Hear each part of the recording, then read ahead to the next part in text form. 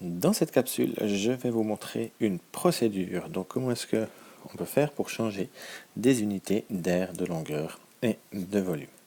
Donc ici, j'ai choisi la première méthode qui est, à mon avis, le plus simple mais aussi le plus long. Je vous en montrerai une tout à l'heure un petit peu plus rapide, qui est de faire le tableau. Donc vous avez vu que j'ai dû construire le tableau et puis ensuite je mets mes unités à l'intérieur. Par exemple, si j'ai 300 mètres, je mets ici les mètres et j'ai 300 mètres.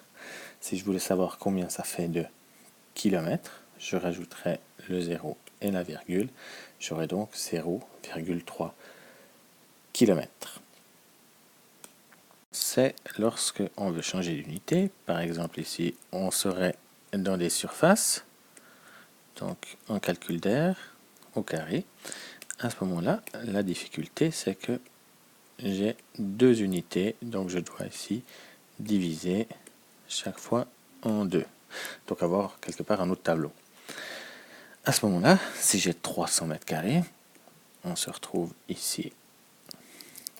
Et si je voulais par exemple avoir des kilomètres carrés, il faudrait que je rajoute ici ces zéros-là. Même problème donc lorsqu'on a des volumes. Je vais les mettre en noir, ça ira mieux. Et lorsqu'on est au cube, à ce moment-là, on aura donc même 3 colonnes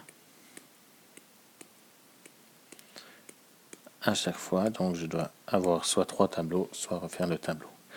Et si j'ai 300 mètres cubes, vous imaginez 1 km cube, le nombre de zéros que ça doit faire. Alors moi, ce que je vous propose, c'est pas de dire que c'est faux, mais c'est de dire que c'est pas très utile et qu'il y a beaucoup plus simple. D'une part, on pourrait travailler en puissance de 10, surtout avec des unités énormes comme cela, et ensuite réfléchir au nombre de modifications. C'est-à-dire, lorsque je prends, et je prends cet exemple ici, de 300 mètres cubes, lorsque je me dis que je veux aller en kilomètres cubes, combien d'unités est-ce que je vais changer? De mètre à décamètre, de décamètre à hectomètre, et d'hectomètre à kilomètre. On a ici d'ailleurs l'unité kilomètre. Donc je ne me réfère pas du tout au tableau, je prends directement ces kilomètres en disant qu'il y en a donc 1000. C'est bien les 3 zéros des 3 étapes que j'ai vues ici. Donc je sais que ce sera une unité 1000 fois plus grande, sauf que, comme c'est au cube, eh bien, ce sera 3 blocs. Ok, c'est bien ce qu'on a vu, les 3 blocs ici. 1 bloc, 2 blocs et 3 blocs. Alors comment est-ce que je peux faire ça d'une manière simple? Je vais transformer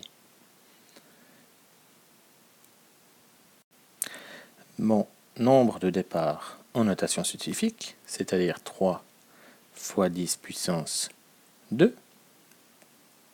Vous êtes d'accord? Et à ce moment-là, je sais que ici, ce sera un déplacement de 10 puissance 3 fois 3, 9. Comme je vais diminuer, ce sera moins 9. Donc je vais faire 3 fois 10 puissance 2 fois 10 puissance moins 9. 2 moins 9, 3 fois 10 puissance moins 7. Et on a effectivement cette réponse-là. Alors, en reprenant l'idée qu'on n'a pas de tableau et qu'on veut changer ces unités, vous remarquez que c'est des unités de longueur et qu'il y a donc ici des centimètres. Donc ça veut dire qu'il y a 2 unités pour aller à mètre. Ici, c'est décamètres, donc c'est des dizaines de mètres. Donc il y a une unité pour aller à mètre. Donc en tout, je sais qu'il y aura 3 unités. Donc je peux soit bouger ma virgule, ok, soit faire par unité. Donc ici, je peux directement mettre 0,06. J'ai bien ici, en fait, divisé par 1000. Vous voyez que ça m'a pris que quelques secondes, plutôt que de faire le tableau.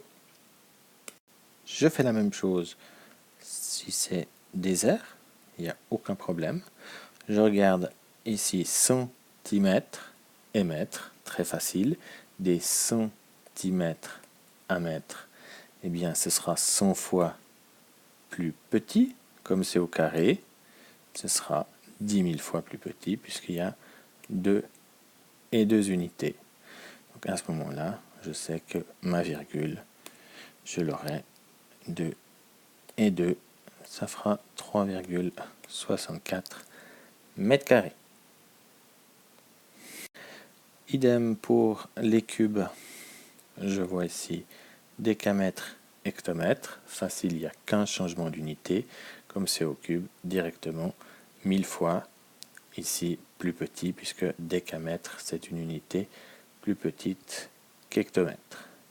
Donc simplement, j'ai qu'à ici enlever les 3 et j'aurai 593 hectomètres cubes.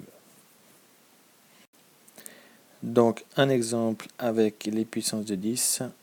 Si j'avais 25 km3, je voulais mettre en centimètres cubes, le nombre serait tellement grand que je préfère le transformer en notation scientifique. Donc 2,5 fois 10 puissance 1, toujours kilomètre cube. Et pour le mettre en centimètres cubes, je vais regarder combien d'unités j'ai besoin de passer de kilomètre à centimètre. Donc dans kilomètre, il y a 1000, donc 10 puissance 3 mètres. Et dans centimètres, il y a 100, donc il y a 10 puissance 2 centimètres dans mètre. En fait, j'ai passé à 5 unités, 10 puissance 5, pour aller de kilomètre cube à centimètre cube, en fait de kilomètre à centimètre. Et comme c'est des cubes, eh bien je vais multiplier par 3, donc 3 fois 5, 15. Donc ce que j'ai besoin ici, c'est de 10 puissance 15 unités, auxquelles je rajoute mes 10 puissance 1. J'aurai donc, je vais les mettre directement là, 10 puissance 16. Et j'ai toujours 2,5. Donc vous voyez que j'aurais dû rajouter 15 zéros à mon 25, ce qui aurait été un petit peu longuet.